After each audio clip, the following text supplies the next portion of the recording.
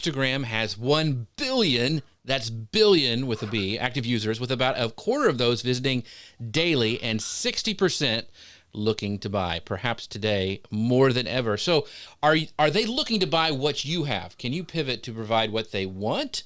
Is there a right and a wrong way to sell in the time of COVID-19? And what are some of the top ways to increase sales via Instagram? And how do you know which will work for you? If you have those sort of questions swirling around in your mind today, well, then this show is for you. I am here with my awesome co-host, Elisa Meredith, and Helene Sula of HeleneInBetween.com, where she shares travel experiences, tips, and tricks for getting the most out of your trips, strategies for creating a successful blog, and how to manage real life and social media. And it seems to be working because she's got 152,000 Instagram followers. So we're excited to see how she's adapting in today's tricky climate and share some ideas about how to put your Instagram to work for you to maintain and build your income. So make sure as we're going along today that you ask those questions down below, and we'll try to bring up as many of them as we can today. But first, we want to make sure that you do not forget to download today's handy dandy worksheet. You can find that at bit.ly/TW Survive and Thrive. That's bit.ly/TW Survive and Thrive. Elisa, man, I'm so glad to see you today. You just look so excited with the balloons behind you and all that. So it is party time, Jeff, and I'm happy. It's always to see party you. time over at your house, it looks like. Yeah, that's right. And I'm really excited to have Helene on here. I have been drooling over her Instagram photos, wishing I could be in one of them right now. Me too. You too? I know. Yeah. Life is a little weird. Jeff, that was a lot of questions in that you wrote introduction. them, so I'm just, you put it in front of me and tell me to do it. So. And I thought, how many hours do we have for this conversation? I know. Well, we are just going to pull everything out of Helene's head and share it with everybody, because what an opportunity. I mean, I'm on Instagram way more than ever before because there's nothing else to do. What about you guys? I am on it way more than ever before.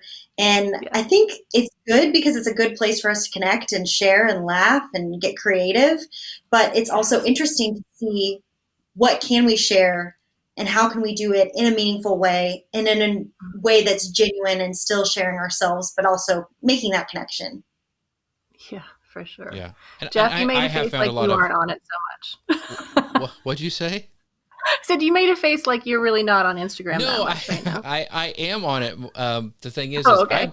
I've been enjoying a lot of the stories because people are. It seems like they're bored a little bit more, and they're sharing a little bit more behind the scenes. So I'm finding the stories to be fun to pop in there for a while. Same. It's like you get to hang out with your friends a little bit when you can't in real life. Okay, so Helene, I have this question for you that I really want to know, and I know it's something that you feel very strongly about. So, do you have to be famous to make it online and on Instagram? And the answer to that is a resounding no. And I think, it makes us feel sometimes like we see things on Instagram or online and we think, okay, I have to look a certain way. I have to produce certain content in order to make it online. And that's not the case. And I think that's a good thing. And I think it actually can really, there's a lot of freedom in that when you don't have to be famous. You don't have to be an Instagram model or a celebrity to make it online. I am not that at all. I am a very ordinary person. And I've been able to, take my Instagram and blog and make it a full-time income for myself. And it's even led me to do some of my life dreams. I moved abroad. I just moved back to Dallas, Texas after living 3 years in Germany and was able to make an income full time for myself and my husband with my blog and Instagram. And I don't model, and I'm certainly not a celebrity. And I think we have to take out this stigma that makes us feel like we need to look a certain way or we need to produce certain content. What we really need to do is figure out who we are, what our voice is, and who our audience is and what they care about, and align that with our passions and our goals. I think that's awesome. I want to bring up some people who are popping in, and I just want to say hi to them. Adela has been here before. She goes, "Hi, Tailwinders." Well, hi back to you. Chantel is here with us as well. And this is a great comment from Becky. She goes, "Love the help you guys provide." So as we're going, make sure you are asking those questions down below, and we'll try to get them up, because there is a lot of things, like what we're going to be talking about today, like what is working. And for like the question that I have, Helene, is like, what are some of the easier items maybe or services that you could sell on Instagram? And I know it probably something that has to have a strong visual aspect to it. So what are some things that you would recommend? I think anything that really aligns with what people need right now. So that can be things like clothing, apparel, beauty products, self-help, games, things that we're home, movies, we're all turning to what can we read. I do think things that are service-based are really popular. So things like library sets or graphic designs, templates, fonts, really any kind of services or courses that can help you better yourself are really impactful right now. But I think because people are online, we want to see things that we can buy that can help us or can make us feel more comfortable.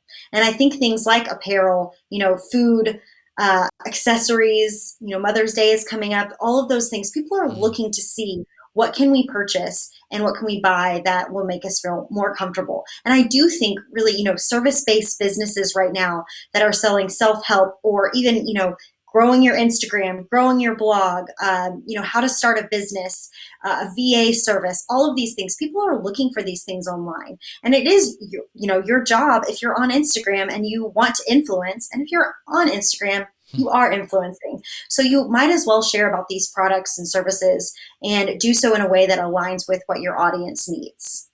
Awesome. Well, we have a specific question. This, I think, would be well worth putting up on the screen. It is from Sandy, and she says, I'd love to know how to generate a full-time income on Instagram, if only to help my coaching clients. So you mentioned some service-based ideas. What would how would somebody who is like wanting to start coaching or start helping, is there a specific type of content that would work well on Instagram, or where would you give Sandy a little bit of direction? I think if you want to start selling, especially with a coaching business, I would start questioning your audience. And Instagram, especially Instagram stories, have such a feature with the questions. So if you go and you post an Instagram story or an image, you can go into the stickers and then you can click on questions and you can question your audience and ask them, what are you guys interested in? What do you want to know more about? And how can I help you? I think we often forget that our own audience is some of our best resources when it comes to sharing online and figuring out how to work with. Question your audience and see what do they need help with. Remember, the ones that are answering questions, this is your warm audience. So these people are interested in you, they care about what you have to say, and they want to know more from you. So absolutely reach out to them, question them, and see what they're interested in. And then the next step I would do is turn those warm audience members into leads. And I would suggest giving them an incentive to get them on your email list. Maybe you give them a free checklist for coaching, or maybe it's an ebook or something like that that they can download and give you kind of a taste of what maybe is more to come. Maybe a paid product, maybe a full-on coaching service. But I think, taking those people that are already interested and seeing what needs they have and how you can help them will help you further develop and create products and services and business as well. Awesome. Really good. So there's the kind of challenge with Instagram is that you can't put links in your posts, but you do have that one link in your bio. And if you use Tailwind Smart Bio, which you can use for free, then you can put as many links as you want in. So you could have like download my this or download my that. Yeah. So it's a link in bio is Smart Bio is Smart Bio for the win. Awesome. Yeah. Okay. I absolutely love the Smart Bio because not only can you get different interests, different clicks. So for me, I talk about travel, but I also talk about blogging and social media. So having the ability to get people to click on different things for their own needs is so wonderful. Because if someone's going to click on that link and they're not going to get what they want, they're going to go away. They're going to immediately click away.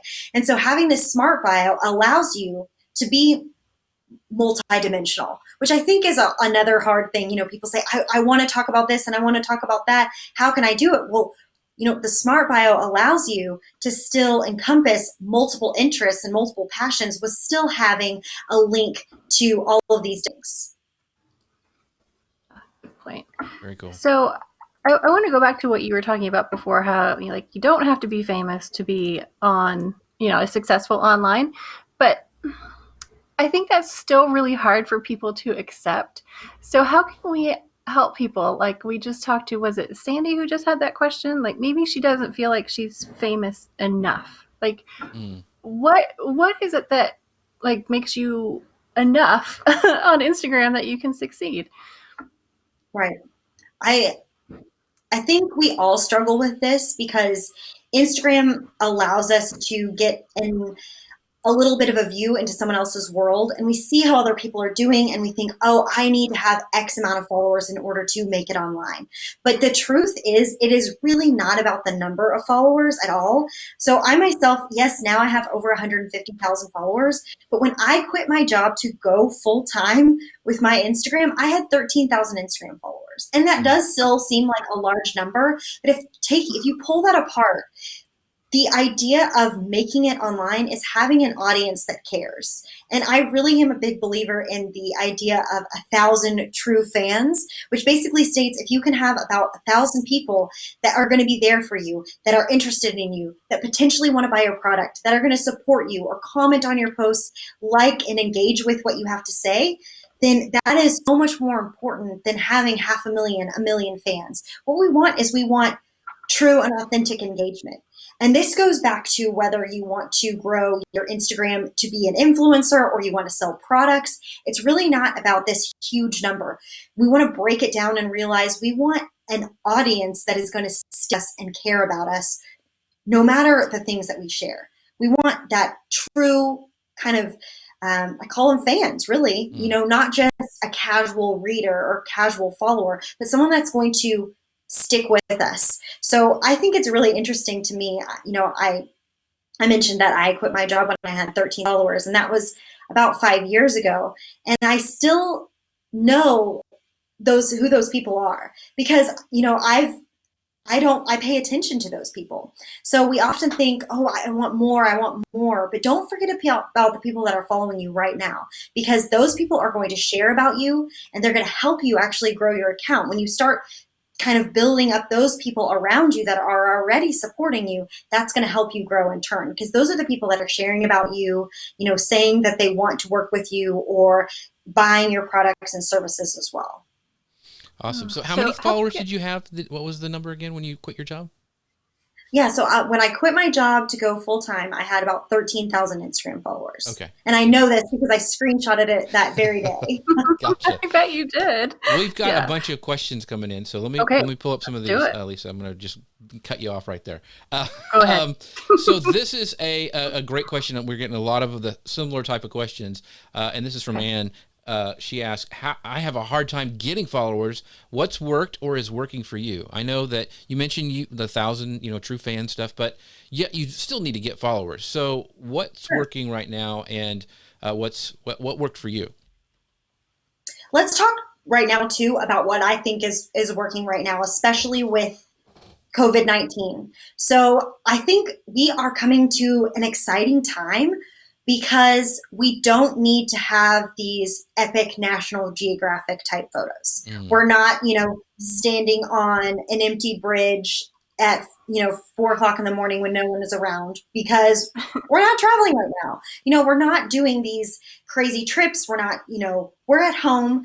For the majority of us, we're in our houses, and so we have that to lean on. So what can we share? Well, I think what's working right now is sharing different sides of you. sharing the real sides of you, expressing what you're going through and how this whole situation is affecting you. You know, I've been actually posting like dance videos of myself, which is something I have absolutely never done before, and they're doing really well. So I think there's a little bit of freedom right now because there's so many more people online. I think Instagram engagement in general is up 40%, but because there's more engagement online, I think this also gives us the freedom to post different things, try something new, and see what your engagement is looking like. I'm a big believer in looking at analytics and seeing, you know, how is this post performing, who's at it, what's the engagement rate, and then also taking into account on, you know, how is this going to affect you? What are you wanting to share that shows more of the real you? So I think we're really taking a turn on Instagram and moving away from picture perfect and going to more realistic, whether that's fun or emotional, or, you know, people want to connect. I think that's really the main thing right now, especially whether we're during coronavirus or not. People really, they turn to Instagram to connect, to find a connection, to find what we have in common, to see, you know, what we can learn from one another. So when you share these things about yourself and you're really honest with what you're going through or how you're feeling, or even the silly fun sides of you, I think that's a great way to gain a following. Now, the reason why that gains a following is if you're sharing something that is very realistic or emotional, funny, that is shareable content. And when someone shares that content on their Instagram story or, you know, on their page, that helps us grow. When other people see that, that's going to help other people, to their followers, to then go to your account. So I think right now, kind of focusing on shareable content is really key. And if you are wanting to grow your followers, one of the biggest ways I think that you can also do that is also with hashtags, which I need to talk about as well. So I want to just go kind of piggyback on what you were just saying about, you know, for a long time it was like, you know, the behind the scenes stuff was kind of the raw, that was for stories, and Instagram, you know, your feed was all polished and perfect. So I was talking to Celine Johnston the other day, and she has said just kind of the same thing you were saying, that even in the feed now, it's not so much of the Instagram-y, soft filtered look, all one color, right, but she's seeing a lot more success even in the feed with the raw, kind of unfiltered look, even in the feed. So can you talk about that distinction a little bit? Yeah, I think we used to think of Instagram as having a certain look, you know, and we want our pictures to look a certain way and that would flow within your feed. And I think we're shifting away from that. And I think we're focusing now more on sharing more about yourself. That is your theme, is, you know, creating images surrounding what you're interested are in and who you are as a human being and why you are doing the things that you're doing. I think people can relate to that, and we're grasping for that. We've of the, you know, overly filtered images that are a little unrealistic sometimes. And I think we're wanting connection. We're wanting that realistic view. And I think that's a good thing because I think that's more attainable for more people. And I think where people tend to struggle, or at least what I see where people tend to struggle, is they're not sure how much they should reveal or how much they should share. So I think just starting slowly and thinking about what you want to share on and who you are and what you connect with, you know, the images that you're liking and engaging with, what is it about them that you really like, and how can you adapt that to share on your own? And I think the great thing about it is we don't have to have this picture perfect feed where all of the images look the same. And I have definitely done that in the past where I've shared everything, you know, kind of has a flow and a theme to it. And I still do share those images because that's who I am. I'm a traveler and I'm proud of some of the images that I've taken and I want to share them, but I'm also going to share my funny, different sides as well. Very cool. And by the way, Celine, I want you to... If you're just joining us, I'm sorry, Elisa, people were asking for this. If you want to follow along with the download, make sure you go to bit.ly/TW Survive and Thrive. That's bit.ly/TW Survive and Thrive. Okay, I want to ask you, Helene, to make a prediction. Do you think that this desire for and acceptance of that kind of more raw, personal, not super filtered or curated look, do you think that's going to last, or do you think we'll go back? I do think it's going to last. And I think the reason why it's going to last is because even though I think things ebb and flow when it comes to trends and what's working online, I think that at the end of the day, we relate to and we care more about the people that are more like us. And so those accounts that are producing that kind of content can it's sustainable. It's not always sustainable to have these like epic, beautiful photos all of the time. Or, Right. you know, if it is, it's your audience isn't going to necessarily stay in tune with that as much. And I think right now what we're realizing is that what a large audience cares about is you, and that is the most important thing. Meaning, we want people to end up caring about us. I want people to care about me, not just the fact that I'm posting a photo that's nice. That person's not Yeah. going to stick around as much as someone that actually cares about me as a human being. And that person is going to stick around for a much longer time. So I think over time, we might see different trends, but in the end, a better way, I think, to go about your Instagram, growing your Instagram, is to be real and be yourself, because then you're going to get the type of fans and followers that are going to stick around for the long run, which is so much more valuable than 100 fans that just won't really care. Cool. So, what if my life is really, really boring? I mean, we get that a lot because I mean, like, you're a traveler, you're going, well, I mean, you're locked down with the rest of us right now, but, you know, you're a traveler and you're like, I commute to this dingy office every day, or you know, I walk out to my man cave, like that's like 30 seconds and like, Right. there's nothing there. What do I share? So what do you tell people like that? Like, my life is just not exciting enough. So I think we all, at one point or another, feel like we aren't exciting enough, or we aren't good enough, or we're not doing enough. But I think we have to look at what we have going on in our lives, and hopefully we all have something that we're passionate about.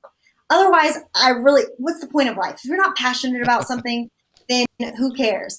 And so one of the things that I think was kind of a turning point for me, because I've not always traveled. This has not always been my thing. You know, back when I had 13,000 Instagram followers, I was not traveling. And one of the things that I think really changed for me is I used to post photos of a fake desk. So I had like this brown ugly desk and I hated it. So I got a piece of white foam board and I made this like makeshift desk. I would put stuff on it and be like, oh my gosh, this beautiful white desk. But people saw right through it because that wasn't me, and I clearly didn't even have that desk. But what I ended up posting about a couple weeks later, after posting these photos of a fake desk, was I absolutely love, and people don't know this about me, but I absolutely love electronic music. It's my favorite thing. And I know I don't necessarily look like the type, but I mean, I have been to flown many miles to go to Tomorrowland, which is the largest electronic dance music festival in the world. Anyway, so I ended up posting a video, and it was this grainy, terrible video of me at this music festival dancing and having the best time. And the response back was, oh my gosh, I had no idea that you loved this music, or I love it too. And, you know, it's like my hidden, you know, what's the word? My Like your guilty pleasure. hidden talent, my guilty pleasure thing. But I think sharing about these things that you're passionate about, your hobbies, or things that you don't even necessarily tell people, but you really love them, your passions, you should share that, even though it might seem small or not that significant, because what it does is it ends up opening you up for more things that you can post about, and it creates this connection with people. Of course, some people didn't care, but they liked seeing that side of, they liked knowing that I was interested in something other than travel and, you know, blogging. So I think sharing the interests that you have outside of just, you know, just travel or just what you're posting about, share what you're passionate about, your interests. And I think people really relate with that. So for example, if you're at home right now and you're not sure what to post about, well, what 5 books have you read recently that, you know, you think others should read? Or what TV series has really gotten your attention? Or what are 3 things to watch after you watch Tiger King, since we all watch Tiger King? Or what are you interested in right now? Or maybe you started working on a project. I've been sharing, I cannot get over this actually. So my husband has started power washing every single part of our home. So I shared one video of him power washing, and the response back was, "Oh my gosh, please share more power washing videos." So now he knows every time he's power washing, he comes and gets me and says, "Hey, I'm about to power wash something. You want to take a video?" And I have a whole little Instagram highlight of him power washing because my audience, surprisingly, is interested in that. So I think sharing these everyday things, even though you don't think anyone's going to be interested in it, why not try it? Right now is a great time to test it out, to try it. Share those guilty pleasures, share the fun side, share the emotional side of you, or share little things that you're interested in and see what the response is. You never know. I did not think anyone would care at all about a power washing video. And here we are. You know what, though, Clean, I gotta say, there's something about seeing something that's dirty get clean really fast. It is super satisfying. I think I would watch that. On the whole highlights. I was just looking for it. I didn't know that you could have that many highlights in your stories. Wow. So they just need to power wash my kid's room is what needs to happen. So, but the funny thing is, like, and I really think this is true what you've been saying about people want to see behind. So I just, on Goofy, every once in a while I'll share a picture of, I need a haircut so bad and I haven't been able to get one. And like when I get up in the morning, my hair is like Albert Einstein. And so I took a picture of that and like haircut, stay home kind of thing. And that stupid thing gets more engagement than anything else. And I'm like, really? Right. Really? That's so relatable though. Yeah. That's so relatable. Relatable, shareable content. I mean, we're all struggling with that, you know? I posted in a similar vein, I haven't had highlights in 6 months, and that as well. I think people are feeling that. And I think when you can share something relatable, that is definitely a great idea. Yeah, Leela goes in the comments. She goes, "Yes, it is a great time to test." So yeah, why not test everything? Like, you know, we were talking about this the other day. I think Lisa and I were talking about this. You know, we have the best time to post on Pinterest and the best time to post. That's all out the window now because everything has changed for everybody. You know, like every time is the best time. Like it was like the perfect time for a podcast was like the commute. It was like 30 to 45 minutes. Well, no one's commuting anymore, and so what does that mean for podcasts? And you know what ones are successful? And so, yes, this is a great time to test. So yeah, I think that's really, really, really cool. Yeah. So what's a good mix? Okay. So you're trying to sell a service or a product, but you also need to build this loyal following and this relationship with your followers. Like what's a good mix of types of content to post? And I think it's an interesting time. And because we have this ability to share more and more people are online, I think it's going to be a little bit different for everyone. But I think having a good mix of your relatable content, your kind of, you know, sales content, I think you can go back and forth. And I often say it's a good idea to have 2 posts in between a sales post. But I think even now it's a little bit different. There's not necessarily an exact formula that we need to be following. But I think as long as we're sharing something that's relatable, and if you can share sales content in a relatable way, then even better. Because I think it's having a good mix of all of this is really what's important. I think because more people are online, we're not necessarily getting sick of, sales. As long as it's something helpful or something that people can say, "Oh my gosh, you know, I'm struggling with this," or, you know, "Yes, I definitely want more information about this," then I think, you know, there's really no problem in continuing to share about this, as long as you're mindful about what's going on and how this is going to affect people. Yeah. Very.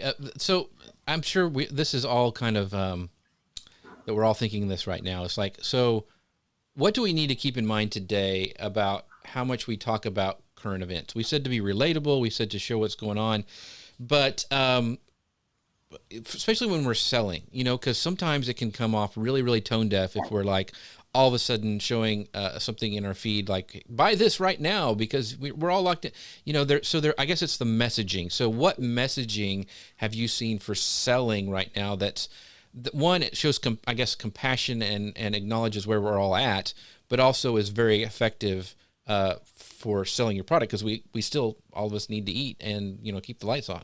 So what have you found out about that? Well, I think a lot of us have modified our marketing and the way we sell things because, for example, I'm in the travel industry, right? And so that's taken one of the largest hits as far as, any industry goes. But what I'm also finding is that people like me and others like me are interested to see what they can spend money on, what they want to spend money on that's going to make them feel normal or happy or, just feel like they're part of something else. So I think first and foremost, we don't want to be disingenuous. We don't want to sell things that we actually don't care about. So first and foremost, before you talk about anything, make sure that you are talking about things that you personally would use or care about before you even mention it. I think that's for any time, even during coronavirus, but especially right now, we only want to talk about things that we care about. But I also think we have to realize that, of course, other people are suffering right now, but we also have, it's part of our duties and goals to continue helping the economy move on. This economy has taken a huge hit because of this. So you not selling because you're worried about how this is going to affect other people, we don't want to do that. We should continue selling because we have to make sure the economy keeps going. So keep that in mind as you're selling is, okay, what can I share that's going to help someone? So I think keeping that in the back of your mind is, how am I being helpful? So think about people that are maybe down on their luck. For example, let's say you do offer a coaching service and this could help someone out of a potentially tough situation. Well, it's part of your duty to sell right now because they need help, or they want to learn how they can become a virtual assistant, or they want to learn how they can sell an ebook. So your services are actually really needed right now. So for me, I sell an Instagram course and I only sell it once a year. And I actually had people message me saying, hey, can you please open up this course again? Because I have the time. So we also have to realize that this is a very different period in which people have the time to learn. And thank goodness we are smart enough, and you guys are here right now, to want to learn how to better ourselves. We want to learn how we can grow our Instagram or grow our engagement. So if people have the time right now, it's kind of part of our duty to continue to sell and share about things that we care about. I personally am looking for things that I want to purchase to not only help the economy, but because I do have the time to test and try different products. So for example, I just tried, and I'm a girl and I am blonde hair and blue eyed, so I don't get in the sun at all. So I've been looking at all these different new sunscreen products because I'm at home and I am spending time outside, working on the yard. So I'm looking for, what's the best product to use, and I'm turning to Instagram to find out those answers. So remember that your audience is also looking to you for answers. So what products or services can you provide that are going to help them as well? And as long as you do that in a genuine way, and as long as you're mindful of the current conditions that your audience is facing, then it's absolutely an okay time to sell. Cool. Before we move on I want to bring up your question, Lisa, that you dropped in. Do not forget to go download our guide that goes along with this at bit.ly/TW Survive and Thrive. That's bit.ly/TW Survive and Thrive. That's all lowercase, all smashed together. But Elisa had a great question. Can you share videos of you making your art? I sold a painting that way and I wasn't even trying. So Elisa's been, is it painting, pouring? I don't know what but it's really cool to watch. But I guess you sold one just by posting your stuff? You're muted, by the way. I've got some tree work going on back there, okay. So I was trying to mute when I wasn't talking. Sorry. Yeah, I got on Facebook Live, but you could do this on Instagram too. And I just got on and was like, I'm going to make a pour. So here, watch me. I ended up staying on for 2.5 hours just because friends and people I didn't even really know that well kept coming on and talking to me. And I think watching the process of creating the thing made people feel invested. And yeah, I sold a painting out of it. I had no intention of doing that. But somebody in the comments had asked, how do I sell my art? And I thought, well, that's what we all want to see, right? We want to see that how we built it. Mm-hmm. Very, very cool. I watch a lot of woodworkers that way. Support small businesses right now. I do. I think I'm looking for small businesses that I can support. And Yeah. as you increase your activity on Instagram, that is a great way to promote your products. I want to support small businesses. My office is very bare. I'm in need of more art in my home. And, art right now is a great way to make your space feel, better. And I think definitely people are looking to spruce up their homes, do yard work, add art pieces. So absolutely, I think people want to support small businesses, so should be sharing those things. The thing Yeah, that I want to give an example today. I did my part to support local business by ordering ice cream from my favorite ice cream shop, and it came to my door that's about awesome. 20 minutes before the show.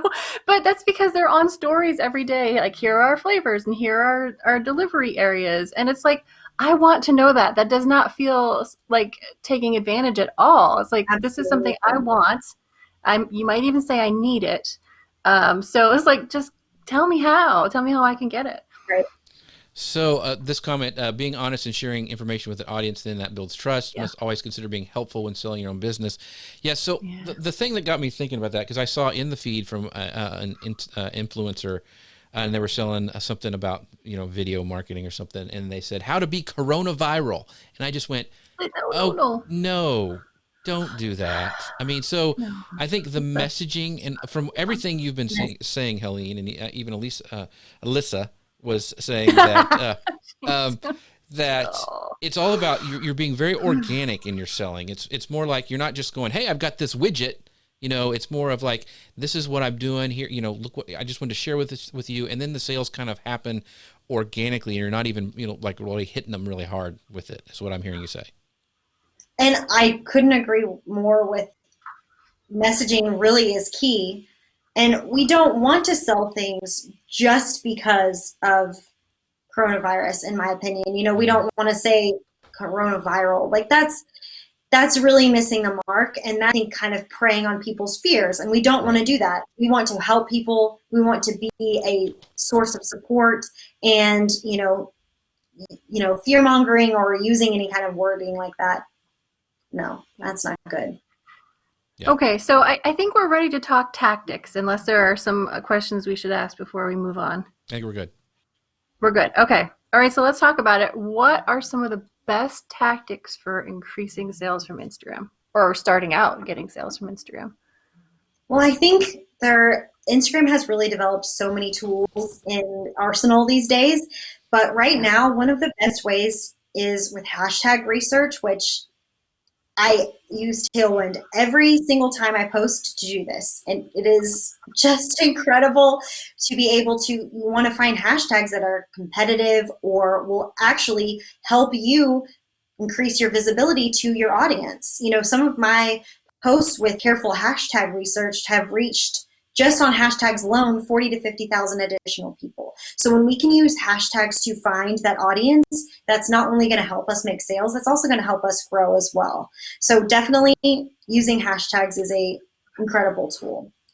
And then, really making sure that we are using our Instagram content to share about what our products do or what our services do and how people can get more information. And again, we can use that smart bio with Tailwind so that you can go on and have people click on what they need. Maybe they want to read frequently asked questions. Maybe they want to read some testimonials. Maybe they want to read a full on information about your product. You can use that smart bio so that they can click on and get more information on different products or things that you offer. So for example, I offer both, I have a blog, I have a course, and I have Lightroom presets that I sell. So I can use that smart bio to then direct people to all three of these different products, and they can find out more information about each. We really want to make sure we're directing people to the right place. I really can't stress that enough, because if you're sending people to something that they're not necessarily interested in, then they're going to click away and you might lose that potential sale. So make sure, you are directing them to where you want them to go. So using that smart bio is really important, in my opinion. But you can use your Instagram to share about what your product is or what your service is and why it matters, and how to use it. I mean, you can use Instagram stories. You can film yourself talking about the product.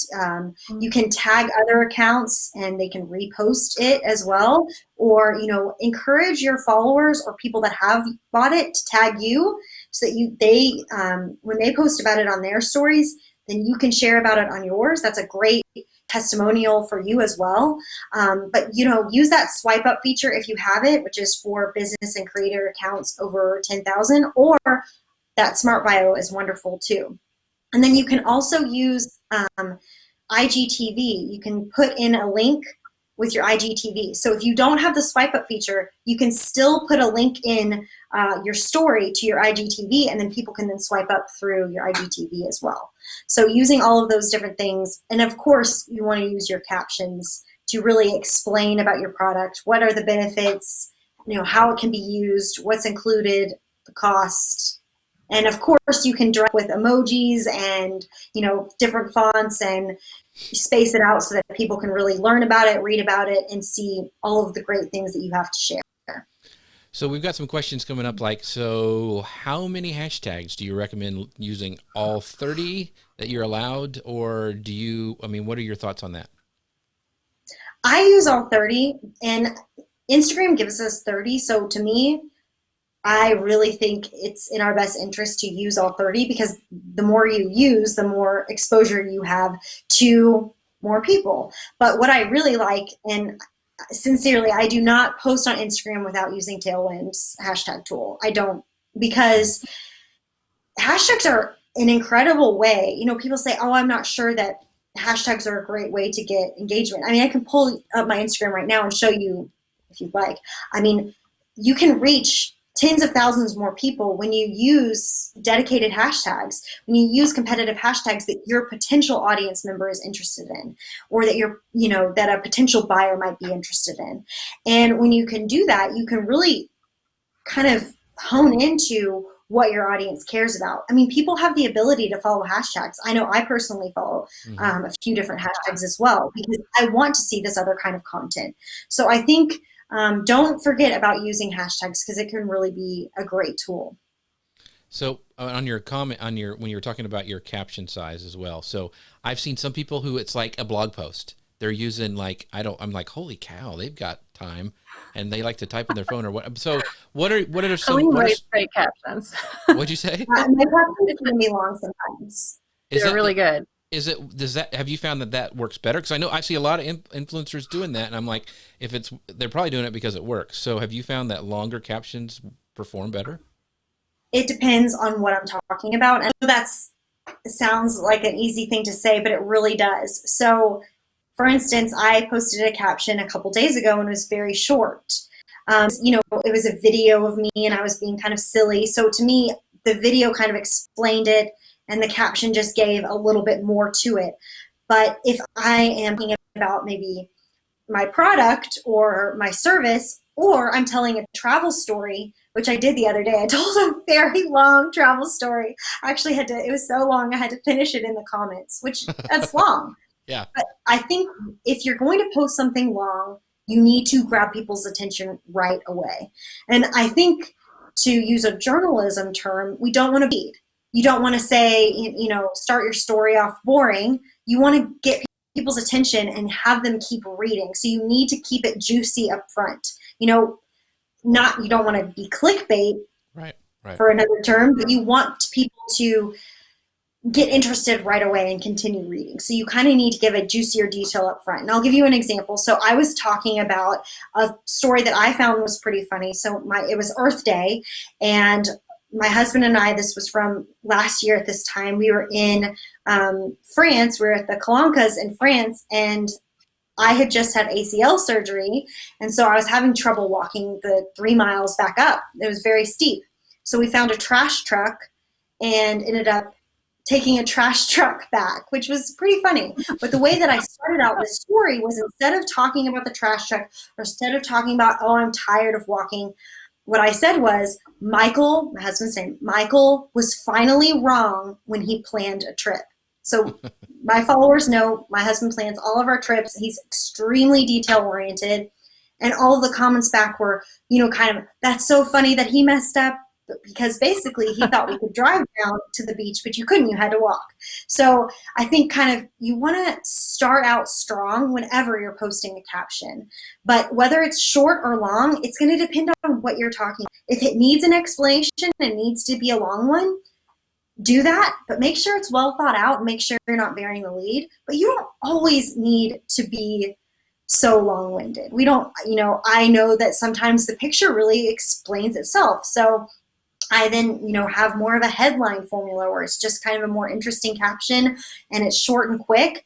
But I think it really depends on what you're talking about. So if it's more heartfelt, then it might be a long caption, or a story, then it might be longer.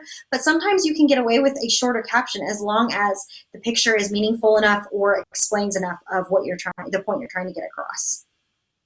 Yeah. Awesome. You know what? That one caught my eye in your feed just because it starts out, for the first time in his life, Michael was wrong in planning travel. I was like, oh, that's really good. Oh, You should I feel really, for Michael now. I feel for him. I know you do. Yeah. But I think he had a good time. But you really need to check out Helene in Between on Instagram to get some ideas about how to do this, because she talks to you like she's talking to a friend. And that really is the way to do it, because these are your friends. They care about you. So it's, Helene in Between. Okay, so captions. Captions are tough, right? Sometimes you get there and there's this blank screen and you're like, what? How do I get started? Jeff, there's a picture that I wanted to show. This is pretty new in Tailwind's Instagram.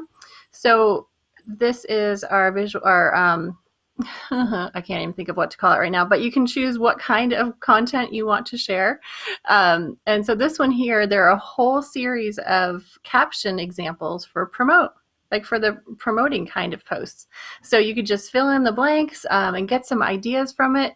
And it really is excellent for that kind of writer's block, empty page syndrome. I didn't even know this was there. This is awesome. You didn't know that was there? Yeah, it is awesome. Yeah.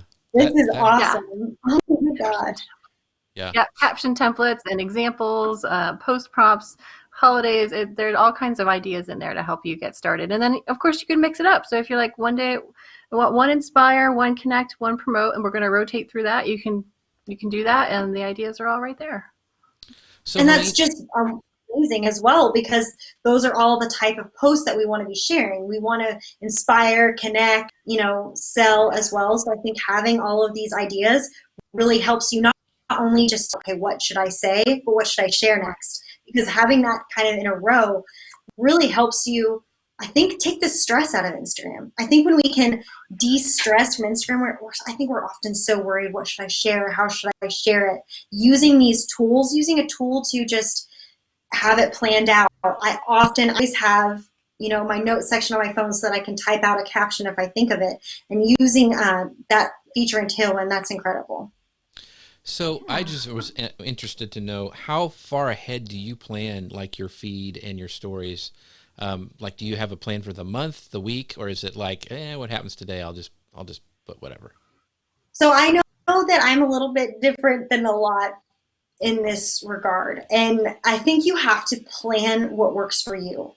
Again, I do think it's super important to take the stress out of Instagram. So if that's planning out the week for you or the month, that makes you feel less stressed, then please do it, because Instagram should be a place where we feel like we're connecting and we're engaging and we're finding our community, not a place where we're so stressed we don't know, is this getting engagement, or I don't know what to share. So for me personally, I don't plan too far in advance, but I usually look at the week and decide about how many times I want to post and the type of content that I might want to post. And the reason why I do like to leave it a little bit more open-ended is because things do come up in the world, and things happen that I personally, my why on Instagram, why I like to share on Instagram is, to address kind of what's going on in the world. And that's kind of always been what I like to focus on, not just, I don't have just kind of one beat that I focus on. So that's kind of why I leave it a little bit more open-ended. But I do like to have an idea of what images I might share or what type of content I might share, which again takes the stress out of it for me, so that I'm able to figure out, okay, this is what I'm going to share, and then I'm going to do this way, so I don't have to spend tons of time on it, because it can be super time consuming if you're always thinking about, what am I going to post today? So let's circle back to like some ideas for selling online. So let's say we have we're starting to get some traction on Instagram. We have a product that we think our audience would really, it would serve a need to them. So what do like, what are some like practical things? Do I need to have a website, or can I sell directly off of Instagram? What are your thoughts on this?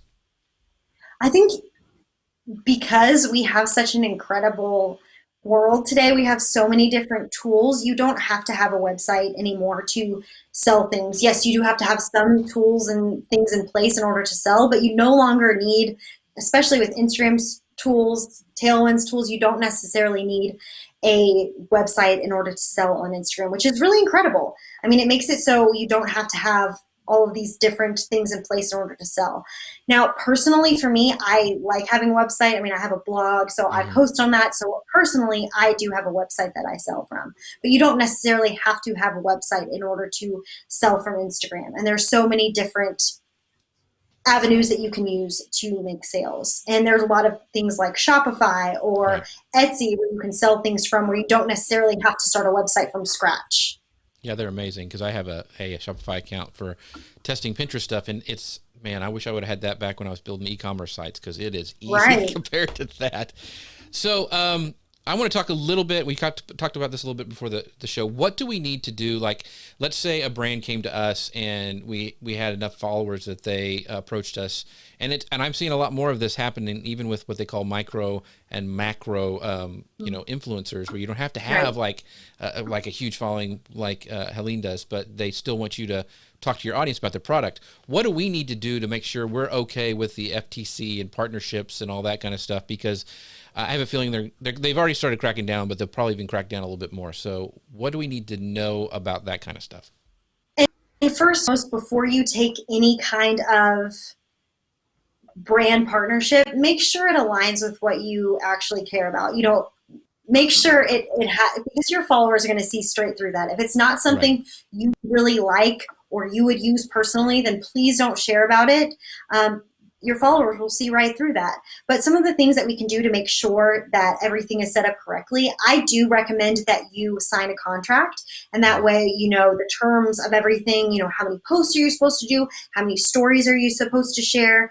And any hashtags or branded content that they want you to use. Instagram has a great tool now where you can tag a business partner, and you can do this in stories as well as in your posts. And so when you go to share a post, you'll have an option to not only tag a location, you can also tag a business partner there. And you can do the same thing on stories. And under the FTC guidelines, if you're being paid or something is being gifted to you, then you do need to do that. So that needs to be there. And then often you do need to use hashtags like sponsored, or sometimes they have a specific hashtag they want you to use, such as ad, or maybe their own branded hashtag as well. But you need to be doing all of those things in order to make sure that you're following the FTC guidelines. So I think that was really important what you said about how it gels with your audience, because we've talked about that with selling, with just normal selling. Like, I'm not going to go and be sponsored by the Dollar Shave Club. Just not going to happen. So we want to make sure that it jives with the audience, because they'll see right through that kind of stuff. So absolutely. Elisa, you had one last question you wanted to pull up. I want to make sure we get this before we wrap things up. Yeah, and again, all of this stuff is in the worksheet. All the links we're talking about, the information about Tailwind's smart.bio, hashtag finder, plus a lot of other stuff we didn't get to, like what goes into a good caption, including things like possibly food delivery stickers, gift card stickers. That is all in the workshop, plus how to set up Instagram shopping, which we did not even get to talk about because there's just too much. But the very last question, and this is also in the worksheet with links to go check them out, is, okay, if you don't need a website, but you do need some way to collect money, like what are some easy ways to handle transactions online? And the Square Up, allows you to shop directly from Instagram after you get approval from this. You can Square Up for people to just buy right online, but also like Etsy, Shopify, people can buy directly through those sites. And I believe Square, you can use that app as well to have people take transactions straight online. And then PayPal has that ability as well for just handle all your transactions online. I personally, I use a course website called Kajabi, which takes payments online via PayPal and Stripe. So there's just a lot of options out there when it comes to taking payments online. Really, the internet just makes it very, very, very easy. It does. And all the ones that you mentioned, like Square, Shopify, Etsy, and PayPal, they all allow for Instagram shoppable posts, which is really handy because you can avoid an extra click in there, which is great. And most all of them also work for Pinterest when you start selling on Pinterest, because when you want to look at these things, you want to look at where you can use those multiple platforms. And I think all of those, I know for sure Shopify does that. But yeah, make sure you if you're going to go somewhere else to sell, that it works for that platform as well. So this has been, we've got great questions in here. We've got a ton of people asking some good stuff. We'll try to get to those in the comments later after the show, but I want to give enough time for Helene to talk about where we can find all about you. You mentioned a blog that you have and also on Instagram. So tell everybody where they can find out more about you. So I'm at HeleneInBetween.com, as well as at HeleneInBetween on Instagram, and I'm pretty good about answering all my DMs, so feel free to send me a message any old time, and I'll respond to you with any questions you have directly there as well. Oh, thank you. What a nice offer. And so we have another show coming up on next Tuesday at the same time, so make sure you... We do. Okay, I just want to make sure you acted like surprised, like I surprised you there. No, we do have we do, and I need to get ready for it, but it is going to be with Mark Schaefer about personal branding. And he is awesome. So. He teaches this stuff, and he's a keynote speaker everywhere, and he's amazing. So I'm looking forward to that one as well. I'll try not to I'll mute Elisa for that one. But I appreciate you guys sticking by with us. And hey, is there any pinning parties this week? We didn't talk about that at all. Yeah, we do have a Pinterest get-together tomorrow at 3 Eastern. I'll drop that in there. So bring your Pinterest questions, your images. We can review them together. You can come on camera with us if you want to. It's just a really relaxed time where you can learn whatever you want to know about Pinterest and just kind of hang out and have fun. Yeah. And thanks for everybody who watching today. Charlotte, D, Ann, Rebecca, all of you guys in the comments who are asking these great questions, helping each other out.